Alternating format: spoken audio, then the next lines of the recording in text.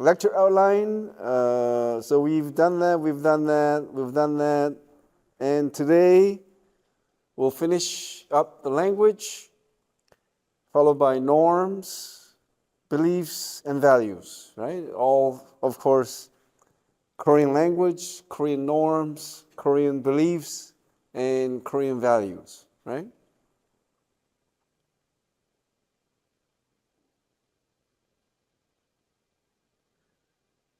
Oh, okay. And of the language, we just have one left, and that's how Korean is sexist, or let's say sexism in Korean language. And so reflecting the male-dominant culture of traditional Korea, there are many sexist terms still widely used in Korea.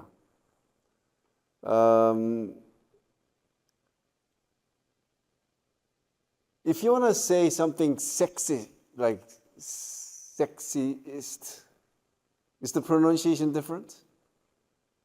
Something being like male-dominant sexist versus something that is very sexy, sexist. Pronunciation is the same, right? Oh, it is different. Say it one more time. Okay. No, I'm getting to know that for the first time. Sexist, sexiest. Good enough. All right.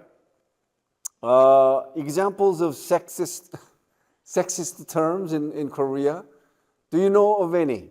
Before I show you what I have. Okay, well, here we go. Terms for wife. Did you know that we don't have any neutral term? They're all sexist. And here we go. Our term for wife is 아내 or 안사람. Very popularly used. And you know what it means? Inside person. Okay? The second one, also popular, 집사람, house person. Third, 마누라. It's a Korean term, derogatory. Okay, you don't respectfully say, this is my manu라. Okay, you're sort of looking down on your wife, right? And fourth, to refer to couple, we say 내외. 내 here means inside, refers to wife. 외, literally meaning outside, refers to, implies roles and work outside the home. And that refers to the husband. So as you can see from here, we don't have a respectful term for wife. Yes, we have a term called 부인, which is also wife, but you use that only to the wife of someone else, okay, to show respect. But to your own wife, we don't have such. So for me, if I have to introduce my wife, I cannot use Korean. So what do I say? This is my wife. I use the term wife. Okay? Yeah, 와이프. 이 사람이 제 와이프입니다. Okay. Second example, 처녀, which means literally virgin. And it carries this ideology that women should be virgins before they get married. Okay? So the ideology which is imposed only on women, right? And we use this on a daily basis, right? We refer to not only women who are not married, but also when we are referring to first, like a debut album, first book, whatever that is being done for the first time, we use the term 처녀. Okay? Is that, and of course, we could just change it to 첫, which means first. Okay? So this is a second example because it is widely used. Okay? Again, in addition to use of the term to refer to unmarried women, okay? We have other usages like this. Third example, and this is a killer, and you'll see why. You know, womb in Korean is 자궁. It's 2 syllables, and the first syllable 자 means son. 궁. So literally, 궁 means like a container, house. So 자궁 means house that contains son. Is English term carry any of that kind of a meaning? But in Korean, it's only giving credit, not credit, but recognizes the importance of sons there. Okay? And what about Korean term for child or sons and daughters? It's 자식, 2 syllables again, with the first syllable 자 meaning son. Okay? Third example, 자손, descendant. I think there's a typo there, right? That should be A. Yes or no? Descendant, no? All right. So even the term 자손, there's that son. Okay? And a stroller in Korean is 유모차. 모 there means son. Son, mother. As if it is something that is only to be handled by women or the mother. Okay? So even in Chinese, right? They don't have the mother part there, and it's called 유아차. Okay? And fourth example is that Korean makes distinctions between maternal relatives and paternal relatives. Maternal relatives come with the prefix 왜, which means outside. Okay? So you call your maternal cousins 왜 something. Your grandfather on your mother's side, outside grandfather. Okay? And the list is, of course, not endless, but you can see how there are many examples, right? And the same way, which means, again, outside, is used to refer to foreigners. You see, same way. And foreign country, way. And the next one is really sad. Not sad, but the same way is used to refer to extraterrestrial aliens, 외계인. So maternal relatives are in the same rank as 외계인. Just kidding. The same prefix is used. And bereaved woman is called 미망인. Literally means someone who is not dead yet. Okay, how could she be still alive when her husband is dead? Kind of idea, right? So, do you think this is just something that happened in the past, or is still happening? Still happening. You know how we hold funerals at hospitals? Okay, what do you call that? It's not really a funeral. Funeral does take place at a gravesite. But you have guests come in to pay respect for the last time. What do you call that? Awake. We hold awake typically at a hospital, right? And when you walk in to, pay respect, because there are many chambers with all these families, with all the deceased persons, right? And on the screen, it says, usually on top is the oldest son, second son, whatever, right? And among those names, you have 미망인, and the wife's name is there. My point is, this is still used. We don't have another term for it. We just use it still. Okay? And although it's not strictly related to the sexist language, it is also worth noting that married women in Korea do not and are not allowed to take their husband's last name. You know how in the West, at least, right? When a woman marries a man, she adopts her husband's last name, right? And symbolically, that way they become one, right? But in Korea, women are not allowed to do that. Why? Because wives are outsiders till death. Okay? And it is the same in the Arabic culture, as the wife's name does not change after marriage. Okay? And again, this is not a sign of women being independent or having the right to keep her maiden family name. Rather, it's an indication that she can never become a full member of the husband's family. Yeah?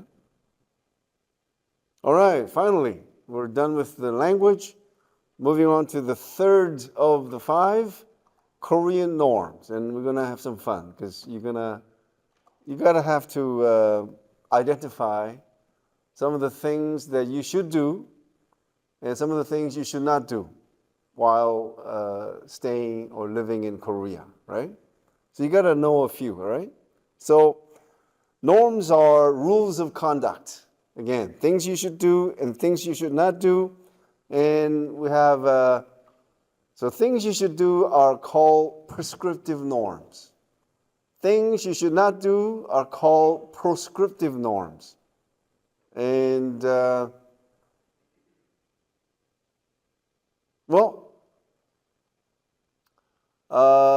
there any norms from your own culture which are unique or which foreigners might find interesting or shocking? Or do you know of any interesting or unusual norms from other cultures? So it could be from your own culture or someone else's, but you find something you find interesting. Yes.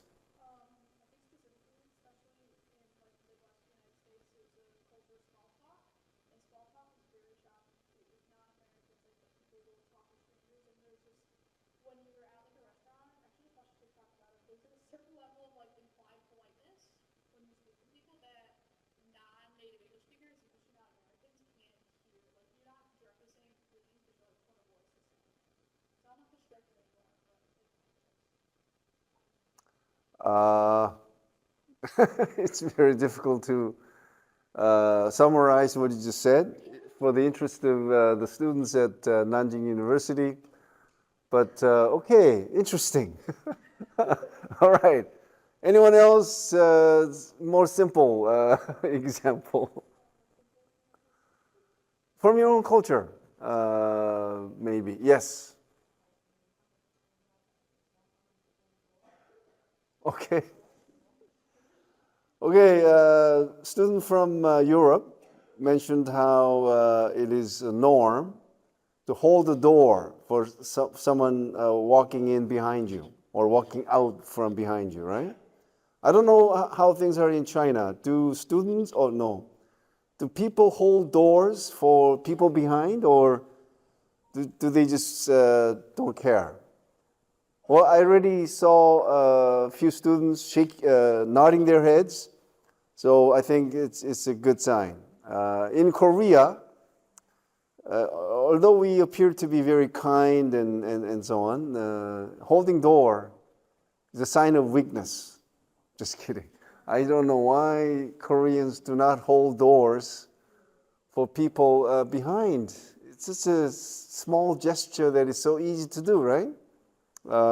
Anyway, that's a good one. Anyone else? Yes. Okay. In the West, when someone sneezes or coughs, they always say, "Bless you." And do you know the origin of why that saying is popular? Is it because when you sneeze, you're chasing away good spirit or something?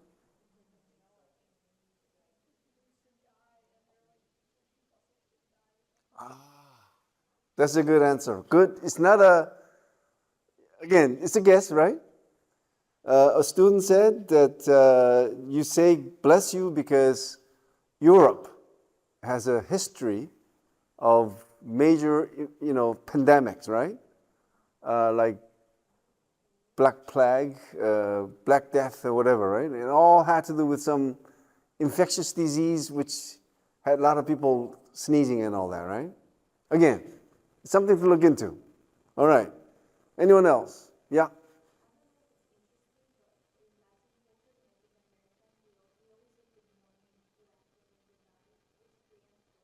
We don't make the distinction.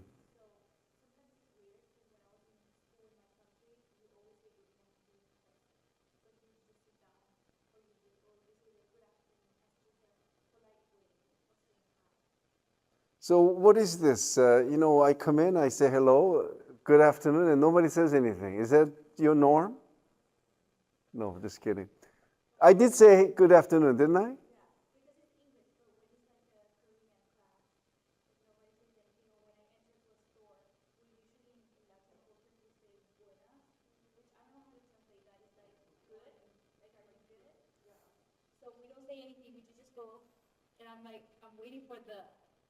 Response. Okay. I don't know how to translate that. Okay, well, someone at the back.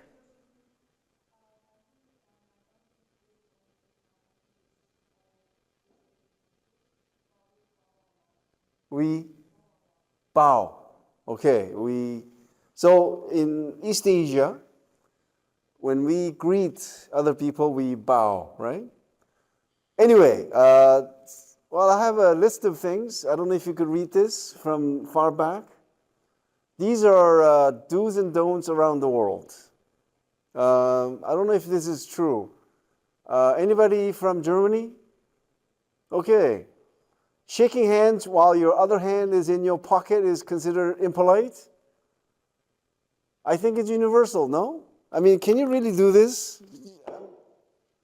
Hello, right? This is totally impolite.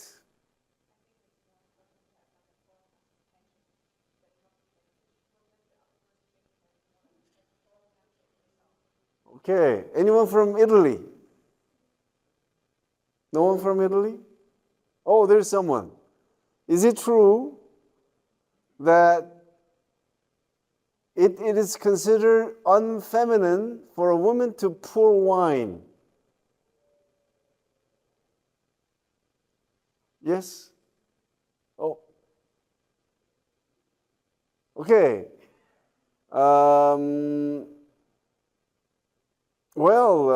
There's one on Korea. Koreans, especially women, cover their mouth when laughing to avoid impolitely showing the inside of their mouth. I think that's being very specific, but this is true. Okay, not only laughing, but also when they yawn. I think covering your mouth while yawning is universal. No, okay, especially if you have food in your mouth. Just kidding. Well, I think if you type interesting norms around the world, you get a lot of results. Okay, so just for fun, do that in your free time. And let's see what Korean norms are about. So we already had heard one, right? Like in Japan, we greet by bowing. What else?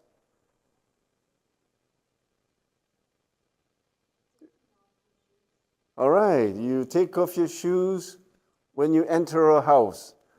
Is that catching up in the West? Taking your shoes off?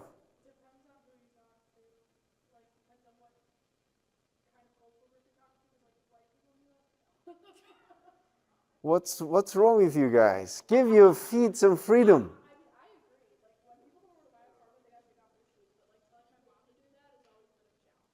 So what's the reason? I can understand. Yes. Oh. It's always been like that, or it's more recent development? Always. You know, as someone who likes to take off shoes as soon as even when I'm in my office, I take off my shoes. Why? I like to let my feet. Time to breathe. Not to be stuck in my shoes, you see. Anyway, take off your shoes. What else? Yeah. Well, you don't. It doesn't have to be important document. You use both hands to pass or receive objects from others. Okay. But I don't do that. You know why? Because I'm cool.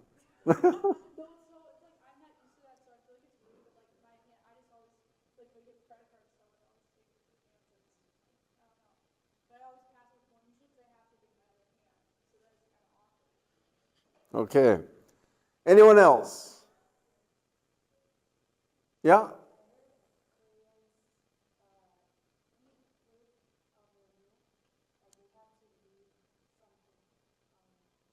What do you mean? They don't finish?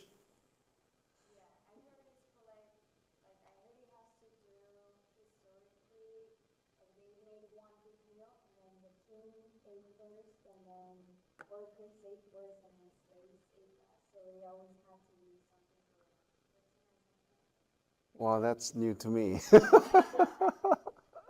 A new norm. I know that in China, when you're served food by, like at a guest house, like if you're visiting someone's house and someone is cooking for you, if you finish everything that is served, it means I want more. So you gotta leave some, right? Is that true? Students at Nanjing University? Not true. So you gotta eat everything that's served. Well, I gotta check that out when I'm in Nanjing next month. All right. Anything else? Well, I thought I would get a lot more responses on this question because you guys are getting used to what you're expected of while interacting with Koreans. Yes.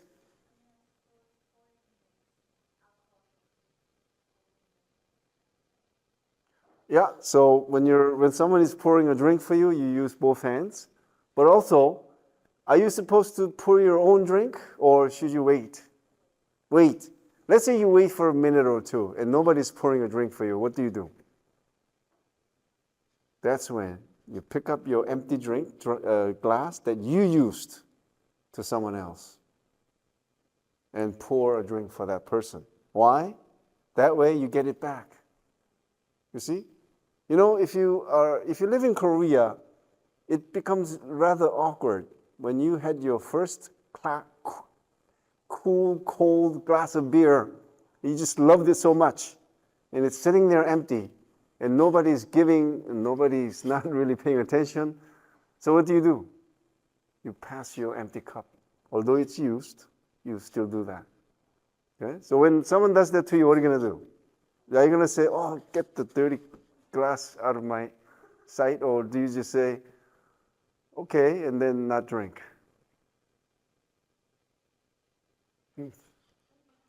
It'll become an awkward situation, right? Because you're not used to drinking out of someone else's cup, right? But in Korea, we're so used to that, right? Because we eat out of the same bowl and stuff, right? Anyway, no more? Yes?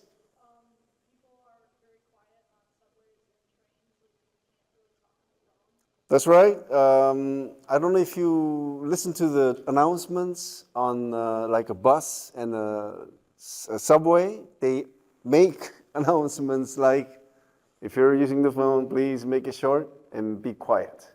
Okay? Don't eat smelly food on the train, kind of thing.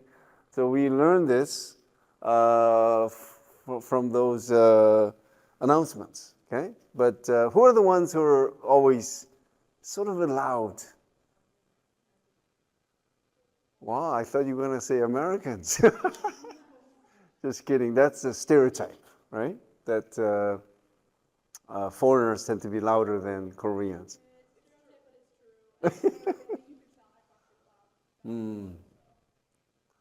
Okay. Anyone else? Yeah. Yes. That's right. So if you're eating in a group, you wait for the oldest person to eat first. And also, if you're eating in a group, also pay attention to this fact that you wait for everyone to be served before you start eating. You know what I'm saying? Really?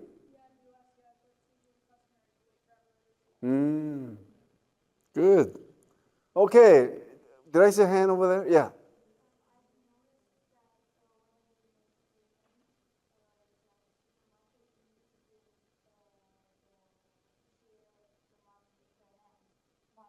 Oh. Now, I think that's rather universal, no? Even in the West. Isn't it considered sort of a rude to put money on the counter rather than giving it to the person's hand? Oh. Well, let's make it a Korean norm that you place, when you're paying for things, you place your card or cash in the hand of a cashier. Okay? All right. Let's see what I have here. We bow, and sometimes things like this happen, right? So they want to be polite to each other, you see. This guy, knows something about Korean culture, so he wants to like, oh, 안녕하세요, and then and this Korean guy, hello, right? And also we take our shoes off when we enter someone's house. Pass, we already said that, both hands. And even when shaking hands, we try to use both hands. Okay? Subordinates must greet or bow to superiors first. Cover your mouth when yawning or laughing. Don't blow your nose. Is it a Korean thing or it's also true somewhere else?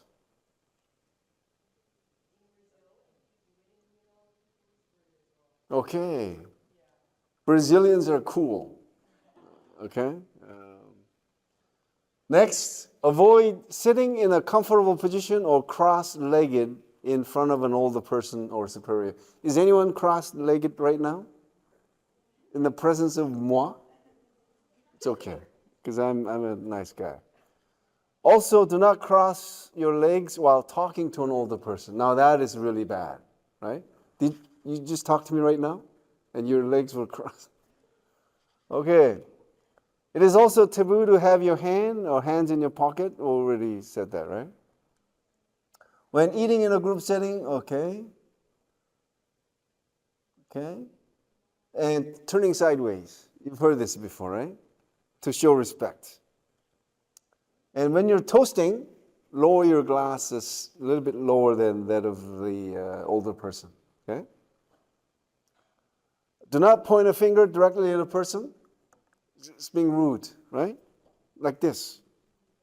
And in the Korean sort of a superstition, if you point a finger at someone, that also implies that you're pointing a finger for an evil spirit to that, let's say, a child, for example. So when I heard that, when I was chastising my child, don't do that, right? You know what I'm saying? You redirect your finger, okay? Do not use red ink in writing a person's name. You know why this is the case? Traditionally, the name of the deceased was written in red. Okay? So if you do that, wow, terrible, right? But if you have someone back home that you really don't like, write a letter with that person's name in red. Okay? Just symbolic gesture.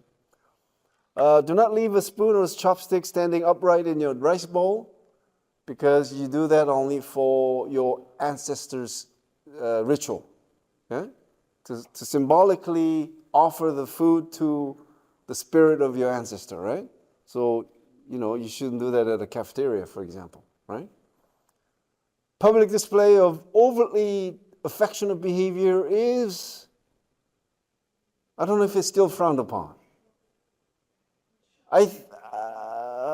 Well, it's definitely definitely less common, no? Than in, let's say, the US. No, I'm not. See, the key point here is overly affectionate. So holding hand, kissing on the cheek, or slight non-French kiss, that's not overtly, But if certain country's name is added to the act of kissing, that's the kind of overly affectionate display I'm talking about. All right. Young people don't smoke in front of older people.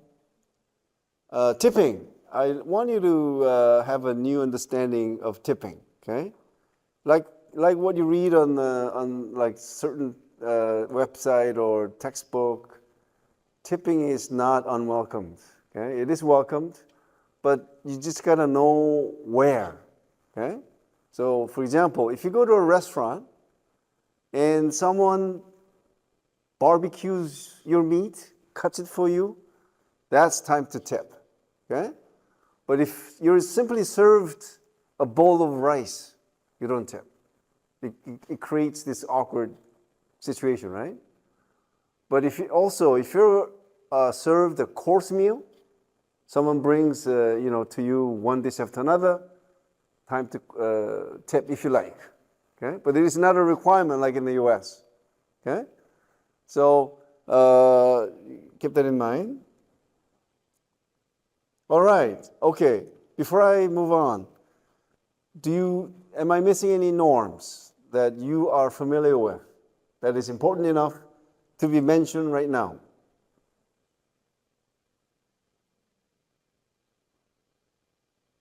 That's it? No more norms?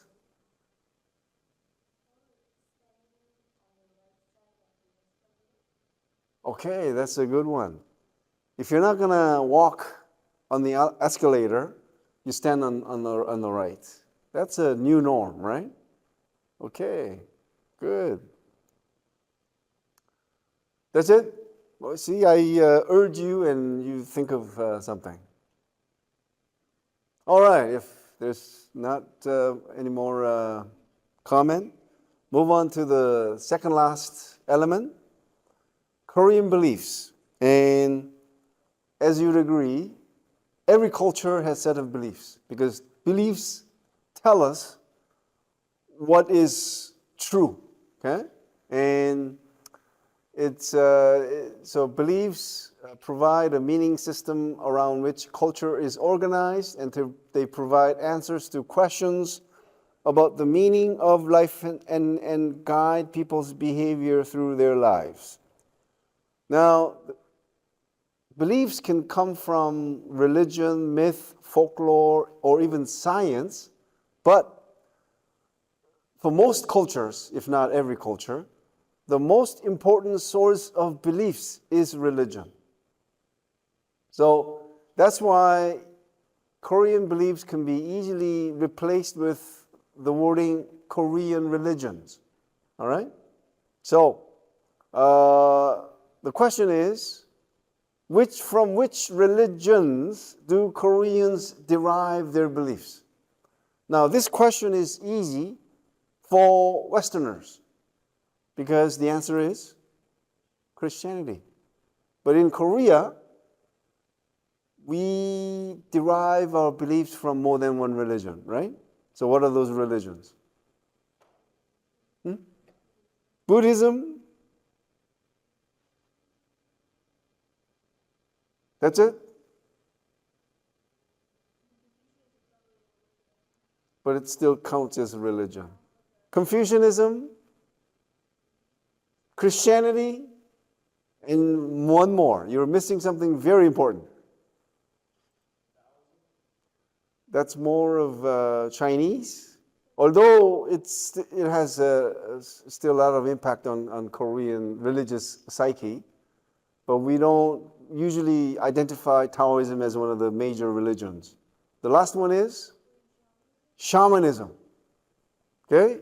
You walk away from today's class having new appreciation for what shamanism is, especially for Koreans. Now, so again,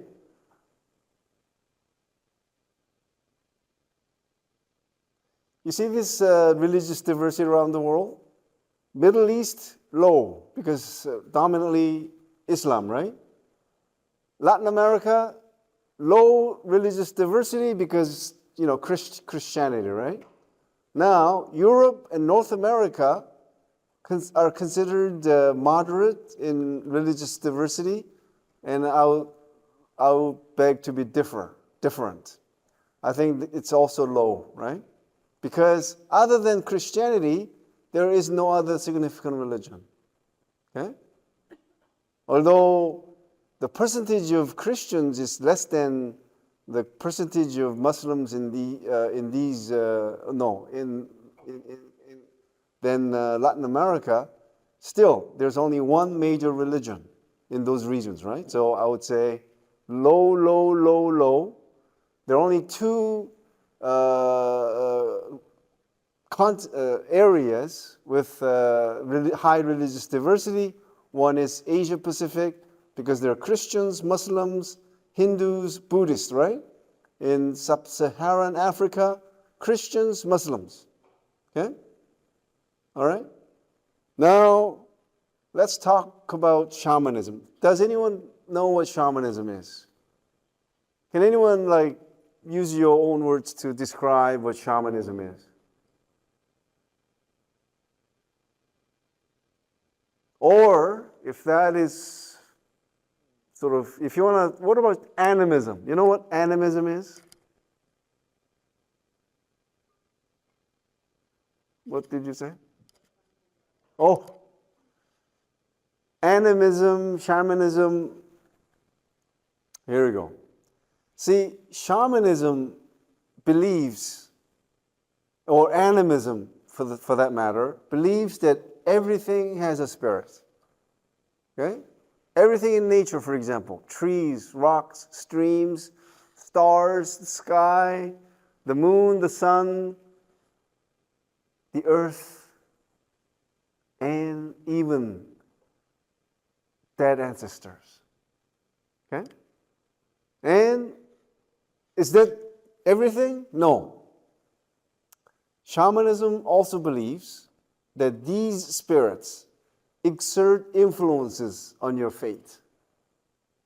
So using shamanism, this room has a spirit. Each of the chairs you see has a spirit. Each desk has a spirit. So if you fall out of your chair, did it happen accidentally? If using shamanic idea, or was it caused by the spirit of the chair? It's the latter. So that's why every good fortune, every misfortune is caused by a spirit. So if something not so good happened, what did our ancestors do? They called in a shaman to chase away an evil spirit causing misfortune. Now, if you think, wow, that is such a primitive, superstitious religion, then anybody Christian? So without pointing any finger at a Christian or pointing out that person, what is a Christian understanding of events in one's life? Whatever happens is caused by God's will. You see that there's no real difference, right? Shamanism believes that all these spirits caused something to happen. Whereas Christians, it's one God, that God who makes everything happen, right? So the only difference is that shamanism has multitude of gods or spirits, whereas Christianity has just one God, right? So the point is, it is, one could say, not much different. Okay? All right, that's shamanism. And what about Buddhism? You don't have to be a Buddhist to appreciate its doctrines. And here we go. So when you hear the term nirvana, we're talking about not the rock group. Okay? It's something that you try to achieve, right? So Buddhism is a religion which believes that the ultimate goal is to attain the transcendent state of nirvana. Okay? It's the sense of nothingness. You're beyond the sense, your senses, right? When I was younger, you know how I tried to achieve nirvana? By drinking myself to a state of blacking out. I'm not kidding. I justified my heavy drinking at the time, saying, I reached nirvana, because I don't remember anything. Anyway, nirvana is achieved by realizing 4 noble truths, and I hope you absorb some of these, okay? So here we go. Suffering is an innate characteristic of existence with each rebirth. So the key word is suffering. Suffering is something that happens to every human being, according to Buddhism. And you would agree, right? You're happy, but you always do experience suffering of one kind or the other, right? And why do we have a suffering? Because of desire, craving, or attachment, right? Is there anyone in this room who does not have desire? Just me? No desire. Nirvana. And how do you end this suffering? I mean, the ending this suffering can be attained by, so again, you start with suffering because you have craving, right? So, how do you end this suffering? You eliminate all craving, desire, and attachment. Of course, it's easier said than done. I've tried it. It doesn't work. Why? What makes life fun? This desire. Now, the key thing that you take away from this is this. Again, this is Andrew's 4 noble truths. And that is, you minimize your desire. Because without desire, life is meaningless, I don't think. It's no fun. You gotta have some desire, right? Whether it's, well, never mind, but, okay? Minimize your desire, and you'll have happiness. You will have, your level of suffering will be minimized, right? So the Noble Eightfold Path is the means to end this suffering. And what are the Noble Eightfold Path? Here we go. Again, I told you, right? You don't have to be a Buddhist to appreciate Buddha's teachings. Here we go. The Noble Eightfold Path: right view, right resolve, right speech. Just always say the right words, right? Right conduct, do the right thing all the time. Right livelihood, right effort, right mindfulness, and right concentration for your midterm and final exam. You got it. Okay? Nirvana. You never thought, achieving nirvana would be this easy, right? Get rid of your cravings. End it by following these eightfold paths. Okay, please look this up, okay? In your free time, 4 noble truths, the Noble Eightfold Path. Okay? So you become a better person. Okay? Better in every possible imagination, right? Okay, we'll finish this up before we take a break. Confucianism is,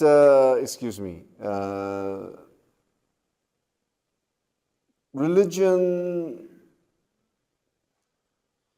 It's sort of an ethical, socio-philosophical teaching which stresses the importance of. So you can see, of all 4, the only thing that is religious is ancestor worship. Okay? And that also comes from its emphasis on the family, because the spirits of ancestors live on. They still remain your members of the family because their spirits live on. And how do the spirits live on? Ancestor worship. Okay? Remember, during ancestral rituals, foods are offered, right? For these spirits to actually consume the sacred foods. They survive. They live on. Okay? So you can see how, sometimes Confucianism is not considered a religion in a full sense like Christianity, right? Or Buddhism. And Christianity, what else can I say other than that it is the largest religion. Protestant Christianity is the largest religion in Korea in terms of the number of members. Okay? And this is a religious population in Korea. So this is from census, and we take census every 10 years.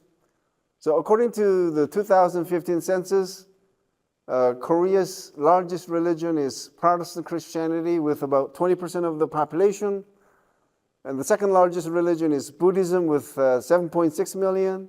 Third largest religion, Catholicism, with nearly 4 million followers. Okay? Now, it doesn't show there, but you'll be surprised by this.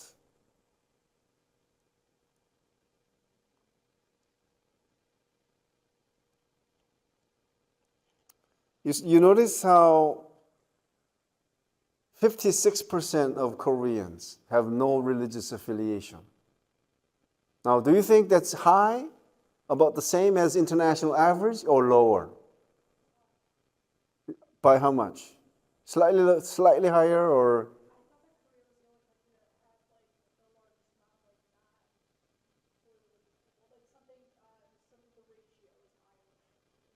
Well, I have some comparative. Anyway, here we go. Oops.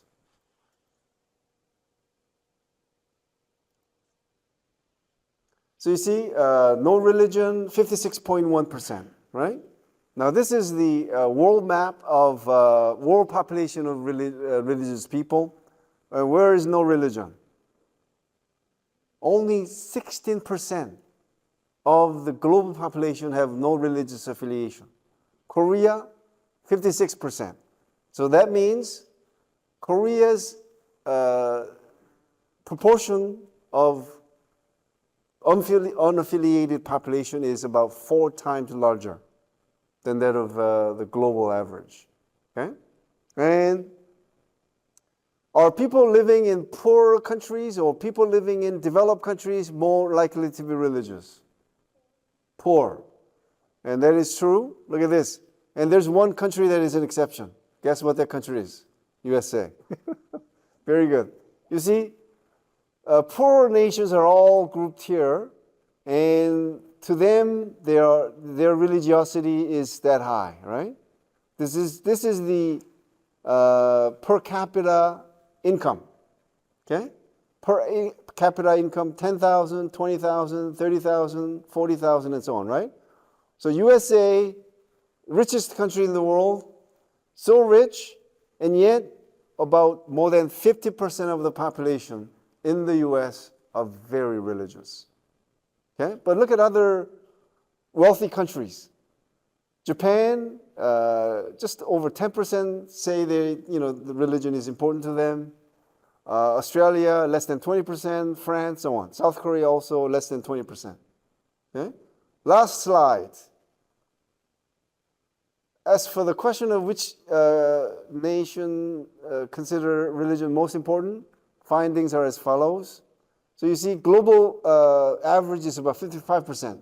Proportion of the people who say that religion is most important to their lives. So you can see how these countries with like 98% of the respondents saying religion is very important, they're all poor countries. Okay? And the standout country here also again is the US. But look at where China is. 3%, Japan, 11%, South Korea, 19%. Okay? So, on that note, we take a break. It's 6:05, and I'll see you back. We're on to our final element, Korean values. And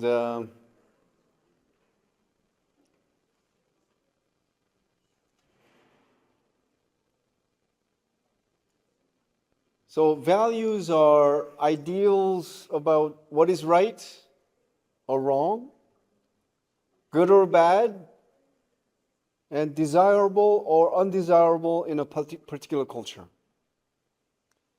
Values do not dictate which behaviors are appropriate and which ones are not, but they provide with the criteria by which we evaluate people, objects, and events. Values typically come in pairs of positive and negative values, such as being brave or cowardly, hardworking or lazy, and so on.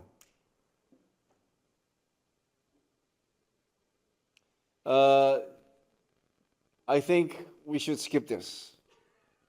Okay? No, because we have so many different cultures. And singling out the US would be unfair to other cultures, right?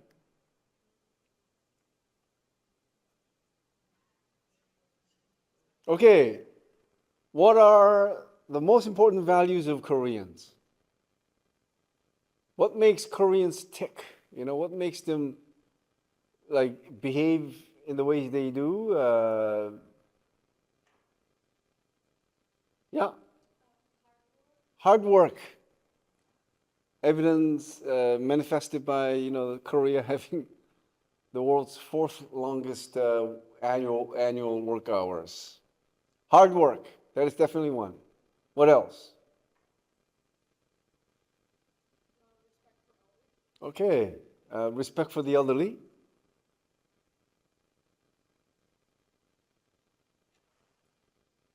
Yeah. Yes. Collectivism. Instead of individualism, we are into this group thing, right? Group has priority over the individual. Anyone else?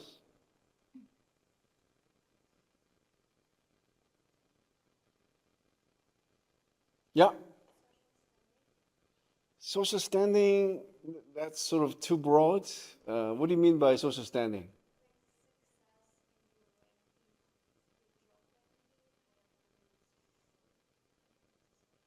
So let's say hierarchy, always placing things in like ranks and stuff, right? So emphasis on hierarchy, yes. Family centered, let's just say family. Very, very important, right? Anything else? Education. Very good. You guys are really good. Any more? You're missing something that is so central to Korean values. And I'll wait until someone mentions that.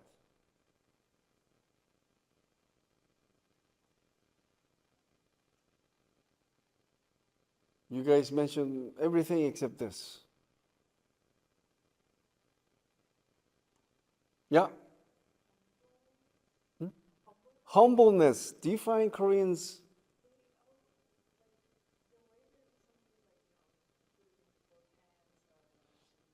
But that's being polite. To comply with the wishes of superiors. It's in a way forced, right? Uh, so I have a term for Koreans' way of doing things: humility.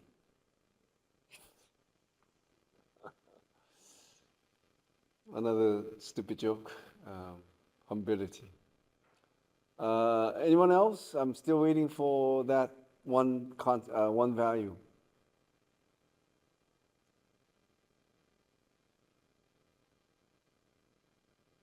Okay, without instead of me just mentioning it, I'll show you when that particular value comes up. Okay. Here are the most important values of Koreans. First is success. So the student did mention success, but I think the emphasis is more on hierarchy, right? Anyway, success. And the success here means, of course, material success, and also success with job, success with getting educated at a top university, and so on. Wealth, money, of course. And I do hear a lot of foreigners making observations that they find Koreans to be very materialistic, right? And I do also find Koreans to be rather materialistic. Third, health, long life. You know, if Red Bull is a hot drink in the West, in Korea, it's pakas, health drink. I mean, the Red Bull is catching up now, but we're into a lot of health drinks. Like if you go to a convenience store, do you find any drink like vitamin drinks? Now is that available also in the US? A convenience store? Here it's everywhere, right? Vitamin drinks and other health promoting drinks. It's everywhere, right? Not only at pharmacies. And, we will do everything to be healthy and for long life, okay? Even if it means eating all kinds of animals, including snakes, okay? Anyway, fourth, family. Although Korea has one of the higher divorce rates in the world, okay? So reality isn't always the same as the ideal, right? So the basic unit of Confucianism is the family, not individual, okay? Individual is defined in relation to the family, and individual is born into a family, and the identity largely comes from the family. Agreed? Yes, right? A paramount value of filial piety is also possible only in the family context. So the next one is this, filial piety. Remember the concept / word lexicalization? Did you know that in English you didn't have this before? It came about as a translation of this in Chinese. Okay? So the Chinese lexicalized this love and this respect for parents because they deemed it more important than, let's say, Westerners. Okay? Who says respect for parents is not important? It is important. It is universal. But the Chinese, Koreans, and the Japanese take it to a different level, another higher level, by having a term for it. Okay? And of course, I mentioned Chinese and Koreans and Japanese in the same breath as the Chinese, but it was Confucius who first sort of came up with this idea, right? So filial piety means this. The spirit of filial piety in Confucianism lies in repaying gratitude to parents and ancestors, the source of life, who have given us the most precious life and the utmost love and grace unconditionally. So again, you have your own emotions and sense of gratitude and all that to your parents, but you can see how this is sort of more formalized, right? It's eternal gratitude that one feels toward the parents because they brought you to this life, right? And they've done so much for you, right? At least until you were 18. So that's what filial piety is all about, and that's why Confucianism is called the religion of filial piety. And I don't have it here, but there are many rules of conduct under filial piety where you obey your parents. Okay, you never challenge the authority of your parents, and also filial piety says you got to take care of your parents. So that's why it's a taboo still in Korea to send your aging parents to nursing home. Okay? Again, according to the whole scheme of things, you just don't do that. Okay? Whereas in the West, it's a sort of a thing that people do and accept as a sort of a normal course of life. I'm not putting that down. Just a way of doing things differently, right? Yes.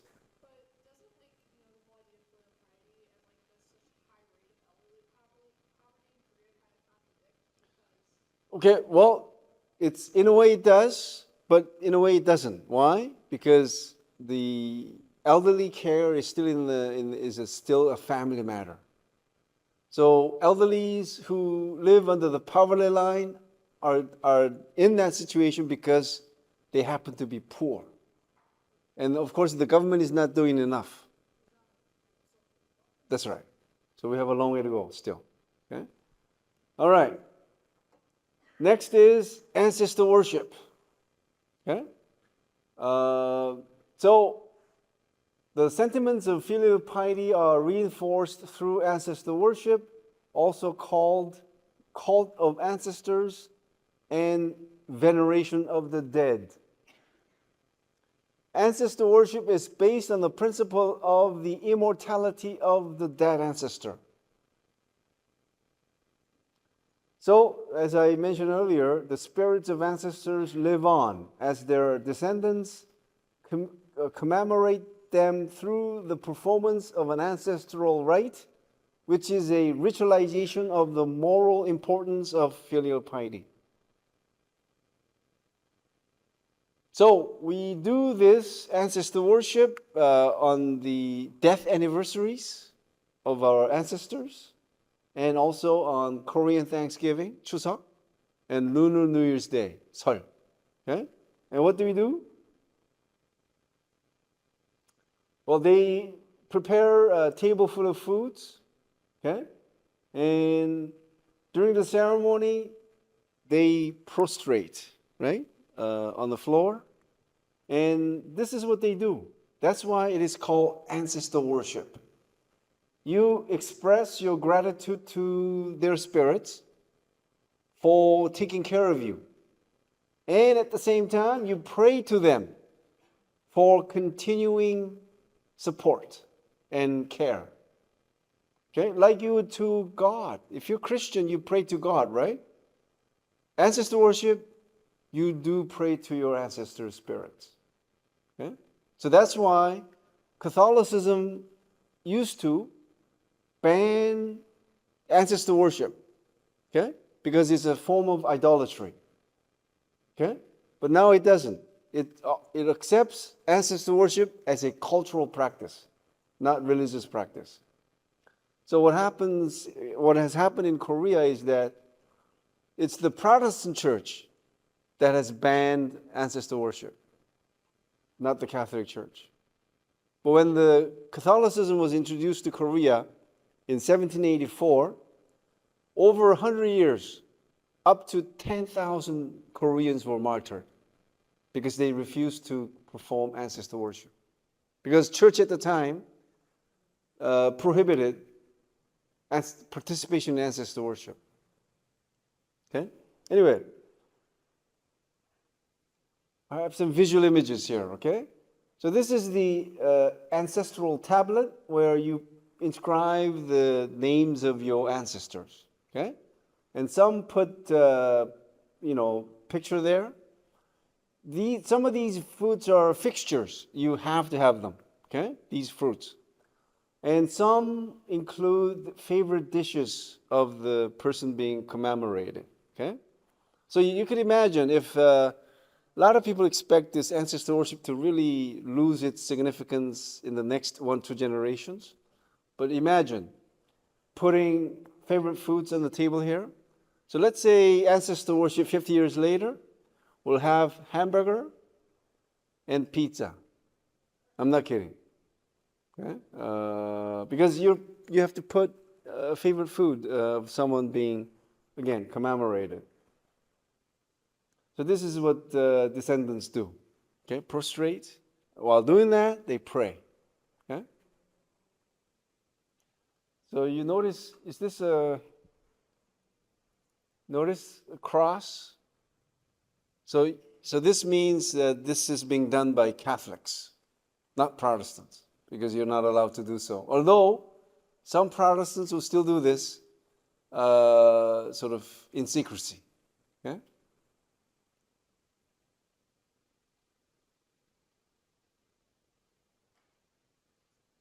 Why am I showing you this picture? You know, it takes like a full 1-2 days to prepare all this food, right? So for some busy young people, they just prepare the whole, order the whole thing from the internet, right? Inside, you have everything you need for ancestor worship. Okay. Seventh, collectivism. Even though both collectivism and individualism coexist in a given culture, one of the two is apt to be dominant. Okay. So Western cultures are regarded as having high individualistic values. Asian cultures, on the other hand, particularly Korea, China, and Japan, have dominant collective values. And here's a list of things I want to share with you.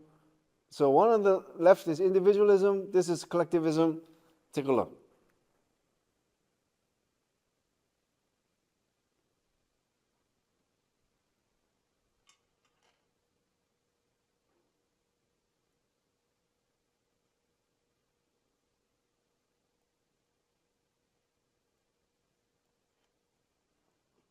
Okay?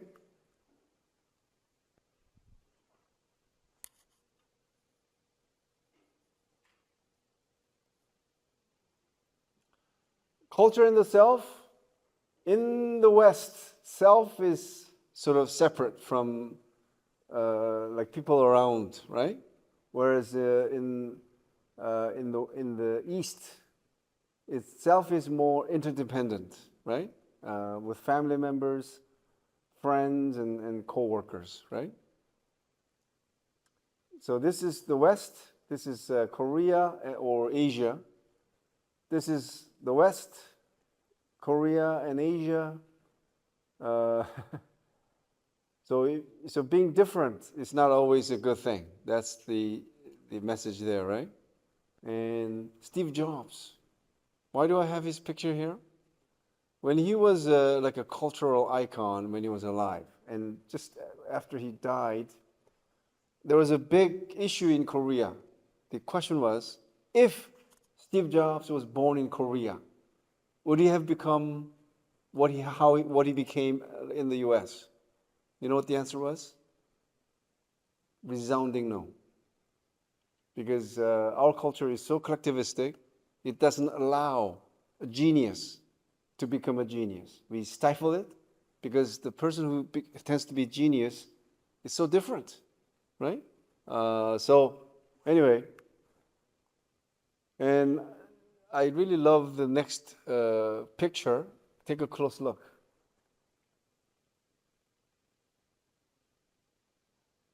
You get it? This is a powerful image. Maybe you're too far. The same face, different hairstyle, different clothes, right? But it's the same person. And I think it tells a lot about Korean culture without being overly sentimental. Next is education.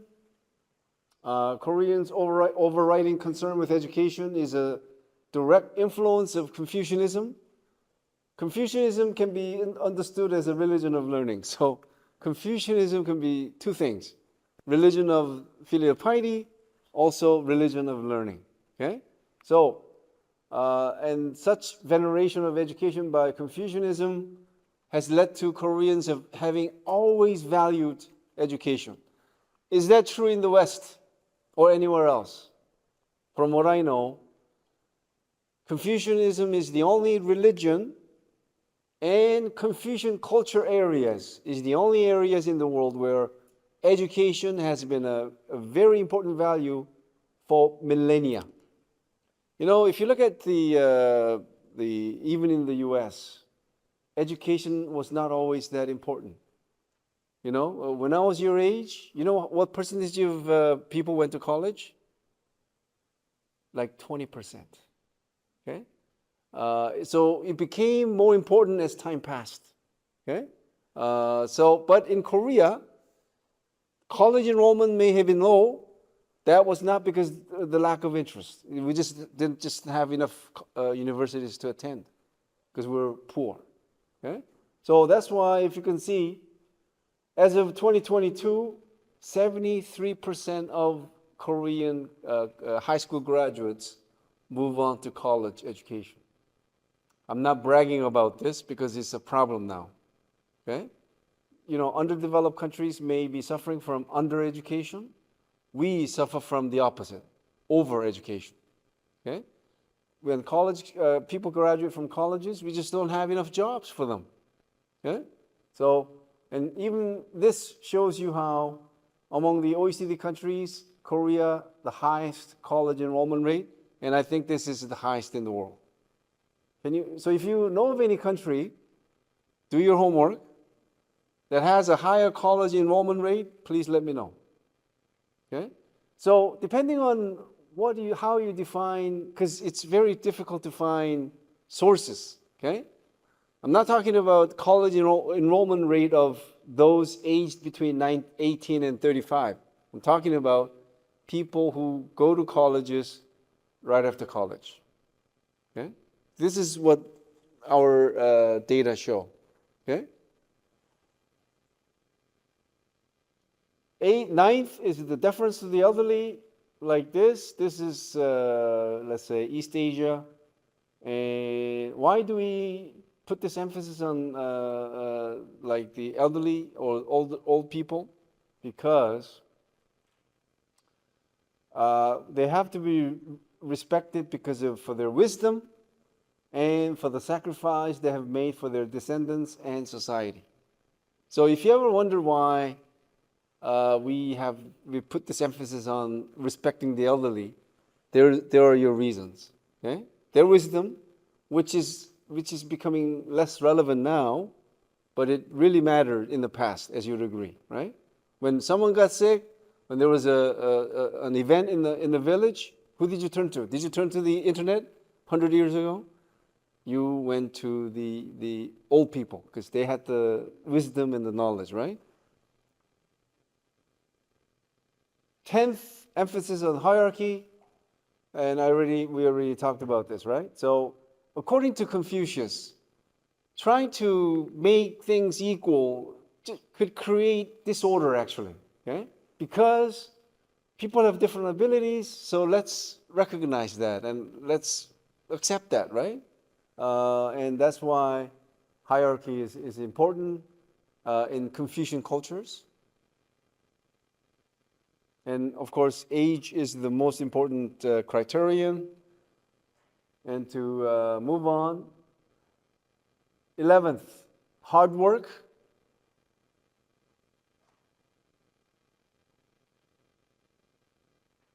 And the Confucian work ethic has been a driving force for the economic success story of Korea, as well as those of Japan, Singapore, and more recently, China.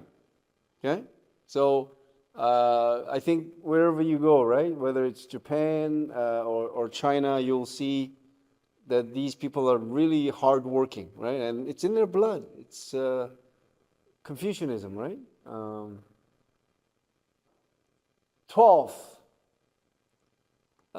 This is an interesting one. How many of you think that fortune telling is important? Hands up. Just me, again. But where does this come from? Belief in fortune telling? Shamanism. Okay? And and let me ask you one more question. How many of you ever paid money for fortune telling? Hands up. So let's say a handful of students out of, let's say, 40 students. Okay? So that's not even 10%, right? And I think that's about the average that you find in developed countries. So if you take a survey asking the same question, because there are active seekers of fortune telling, and that is those who pay money to find out about their fortune, and there are passive ones. Passive ones are the ones who read astrology or whatever on the newspaper or the internet, right? That does not count, because a lot of people do that for fun. But the serious ones are the ones who pay money. And so if you look at the survey results of any country that is developed, you'll see that it's about 10 to 15% of the total population who have ever paid money for fortune telling. Now look at Korea. So if you think this is a bluff, think again. Anywhere between 40 to 50% of Koreans have paid for a fortune telling service at least once in their lifetime. And I have seen some survey data that showed up to 70% who said they paid money for fortune telling. Okay? So again, you see, much higher rates, 60 to 70%. So here we go. A 2018 survey by Trend Monitor, a Seoul-based market research firm, showed that more than 2/3 of the respondents said they pay a visit to a fortune teller at least once once a year. Okay?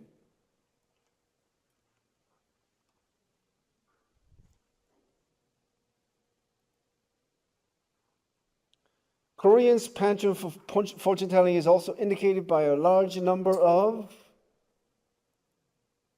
fortune tellers. There are over 300,000 fortune tellers in Korea. Yes.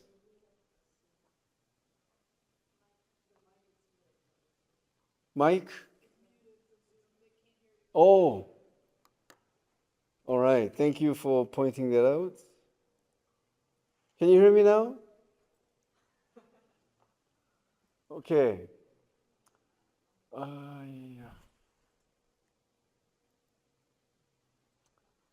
Fortune telling cafes. You could find one. I don't know if you could find one nearby here. Online fortune telling services. Okay, we have one which has more than 10 million members. Okay, 10 million. That's 1/5 of South Korean population, and so this is where fortune tellers reside, or where they have their operation. Okay. Second floor of a commercial building.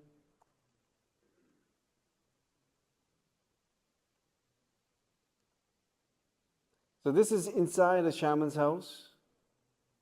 There are these figures. Again, just for experience, just walk in until you're chased out.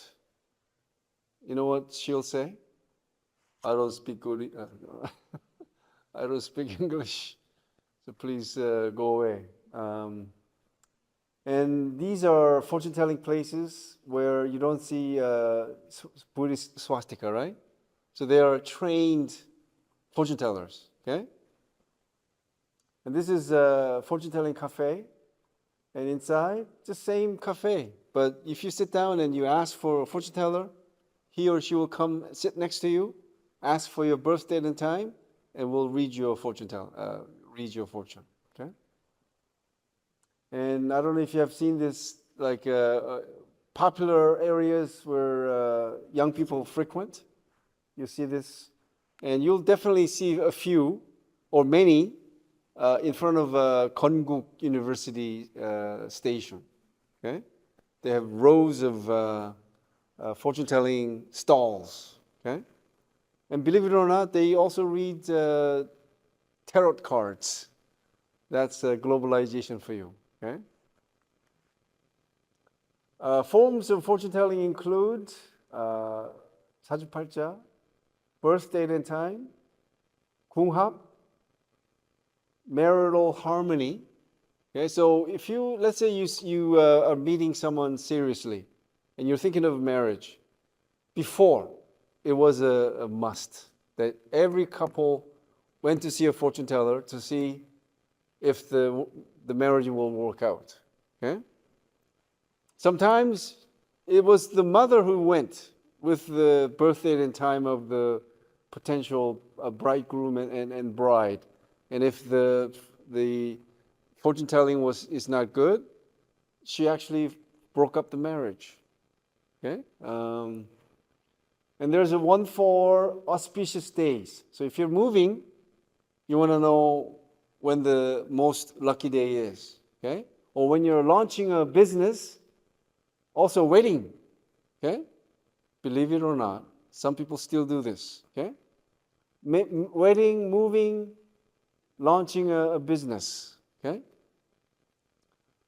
Fourth is physiognomy, and it's trying to read the fortune of a person by looking at the face.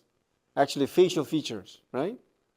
How pointy the chin is, how pointy the nose is. See, mine is like a perfect, according to physiognomists, and the eye, the shape of the eye, and so on, right? And there's you've heard this before, right? Geomancy or feng shui. Okay, depending on the location and direction of your business or house or grave site, your fortune can be different. Okay, so in Korea, from what I know, every president had his ancestors' grave relocated because they thought, because they did not become president in their first try, right? So they think that something was getting in the way, and that's what they did, following this feng shui. And there's actually a feng shui specialist. And next is, we believe in lucky names. Did you know that? Korean names typically come in a set of 2 Chinese characters. Okay? So for example, my name in Korean is Eungi. If you want to do a translation, it means building a foundation through someone's help. And this is also to be successful, that is. Okay? So practically every name, unless it is a purely Korean name, if you see a one-syllable Chinese character Korean name or 2-character Korean name, they're all given with the hope that the person with that name will become successful. Okay? So it is so different from your name being Julie or Alex or whatever, right? Like biblical names and names from Greece, all these different places, right? But we have a name with a purpose, okay? And that's why if you go to a shaman and say, my son was born on this particular date and time, give us the most lucky name, and if they gave you the following names, and these are the only names that they must have to become successful, can you not follow their instruction? I call superstition a dangerous knowledge. Why? Because if you learn about something that is superstitious, you're stuck. Okay? So here we go. And these are real names. Here we go. Can you read these?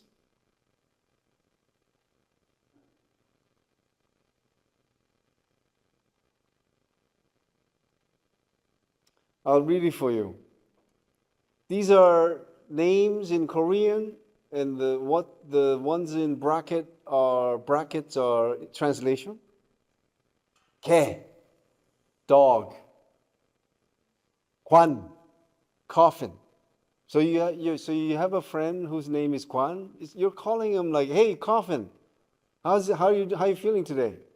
Of course, Kwan in Chinese is something good, that you hold an important position. Okay? You have 균, germs. cancer. This is 소경, blind. This is a good one. 순대, Korean sausage. Like to have a name this good. 무식, moron. 한여, maid. 기생, geisha. 천민, untouchable. 귀신, ghost. 생선, fish.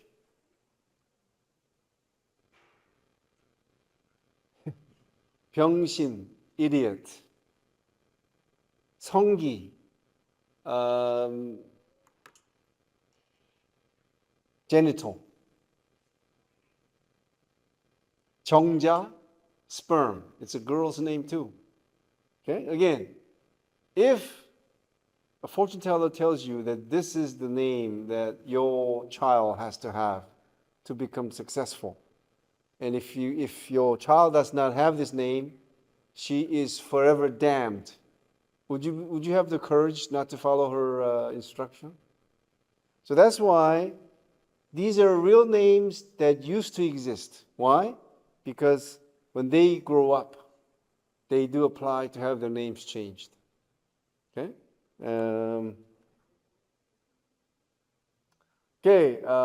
Let me just skip this now. And the last one, last value, is faith in the fulfillment of material wishes through prayers. Okay?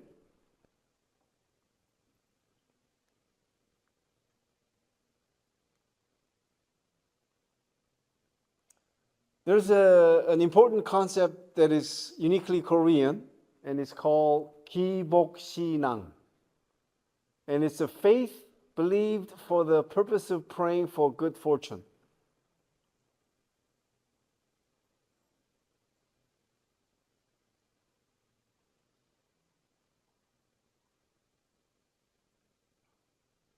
Now, is there anyone in this room who does not pray for material wishes? You do, right? I mean, the reason I asked that question was this. For Koreans with 기복신앙, that's everything. There's nothing about, let me be a good person so that I could be in heaven, or let me pray for humanity. Nothing. It's always his or her material wishes, like the husband's business going well, children entering top university, and someone being healthy, and so on, right? That's all they do when it comes to 기복신앙. So here's how 기복신앙 is different from other religions. For example, if you are a Christian, you pray so that you attain salvation through faith in Jesus Christ, for example. So how do you do that? You become a good person. You don't commit, let's say sins, right? But with 기복신앙, we don't have any of that. It's only about you praying for, again, wealth, health, your children gaining good grades, and so on. Okay? So, 기복신앙. And in the interest of time, I want to just show you this.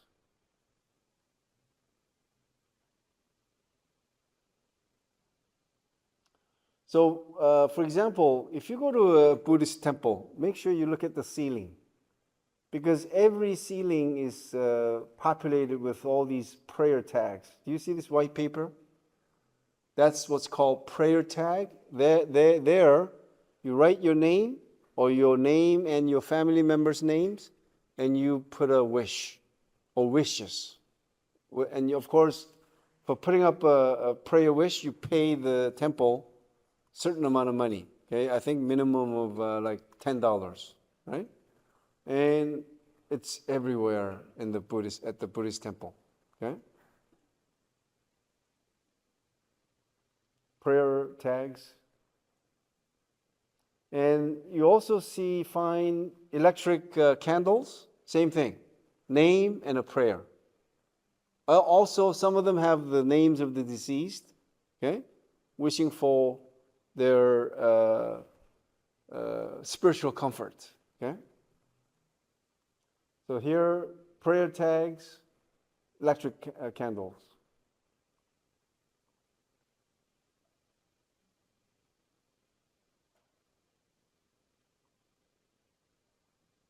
And this is what I want to show you as a last part. And there's a thing called Kuocw, okay? And it's a ritual you hold with foods, and you sort of pray to spirits to avoid misfortune and usher in good fortune. Okay? Kuocw. Do you think this is something that happened in the past, or Koreans still do this?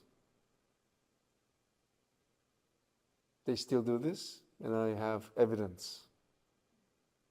Kuocw is held on Lunar New Year's Day, or whether it's for prosperity, success, or victory, at homes, companies, by villages and sports teams, among others.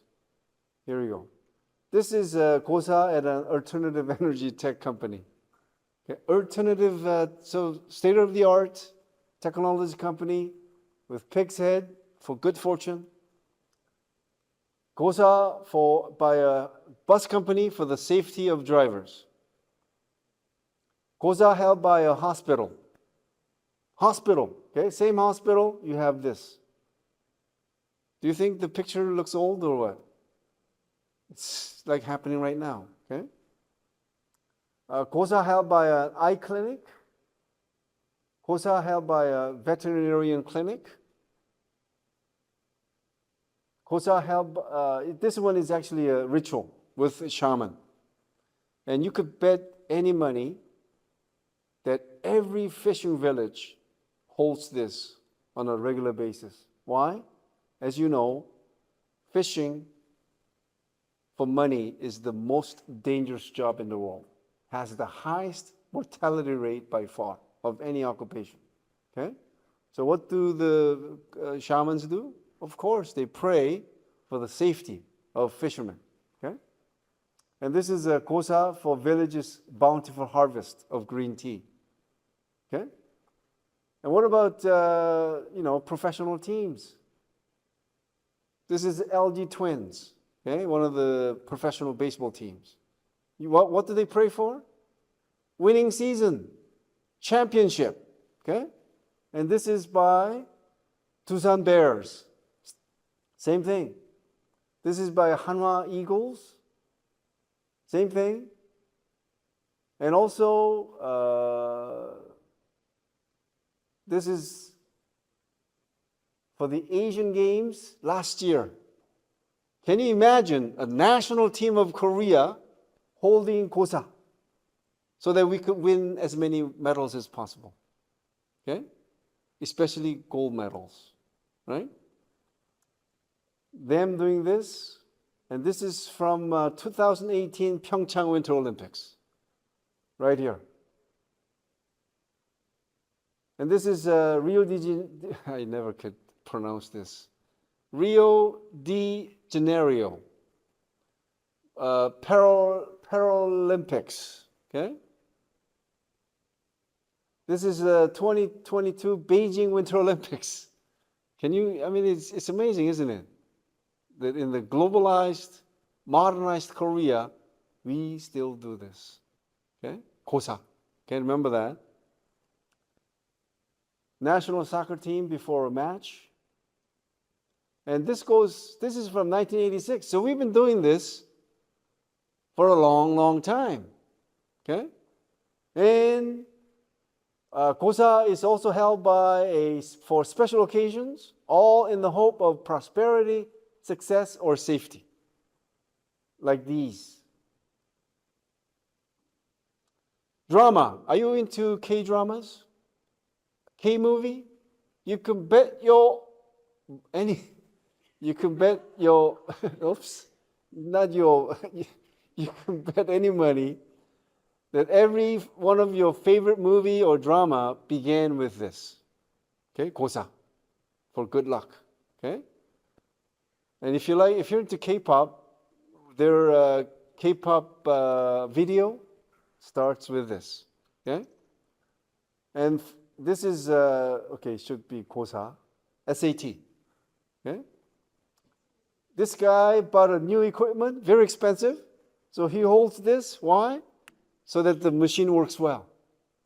Okay, and what about truck? Newly bought truck by a Hanwha Eagles baseball team for the safety of the players. Okay, and it continues. Little league team, they bought a new bus. Same thing. These are little kids in their elementary kids, right? And you buy a new car, for the safety of the driver. And this is a 고사. Are you familiar with the BASF? I think it's a very famous German multinational corporation. Anyway, 고사.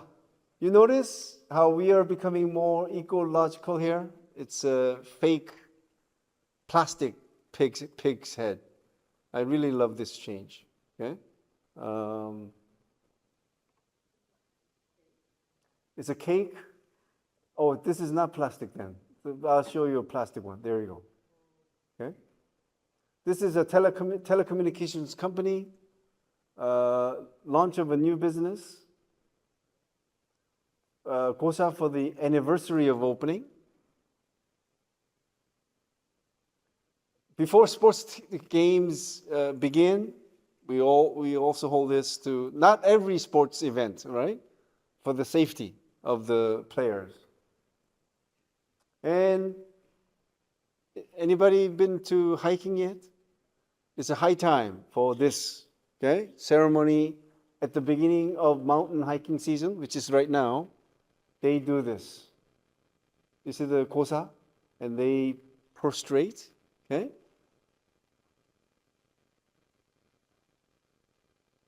And there's something called 상냥식,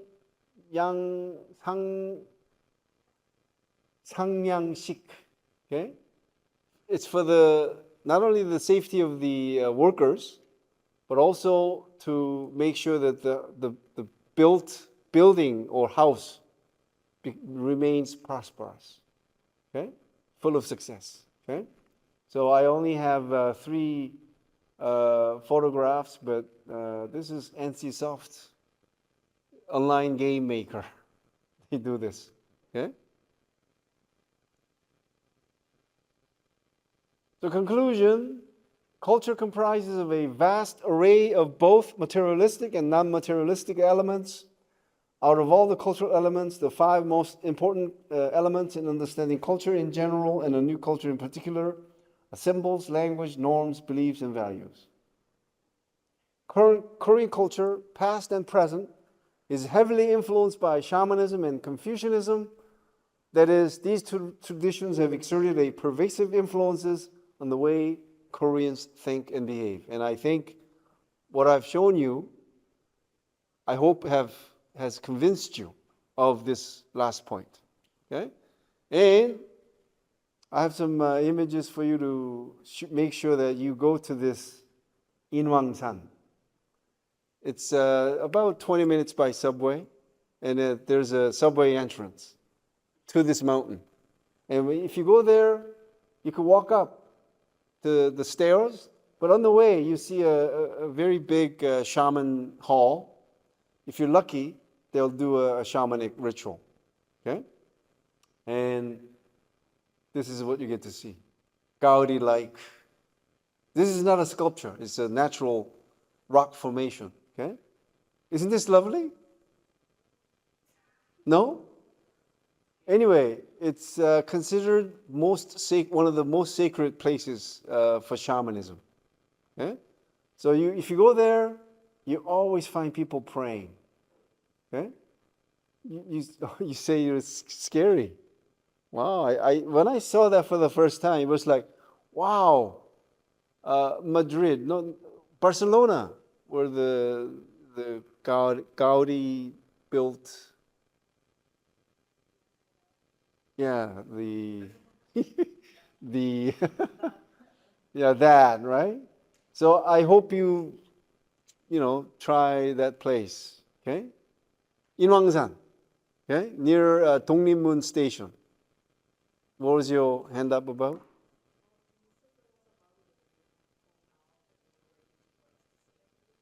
Hmm? This? Oh, there was a filial piety. Okay, thank you.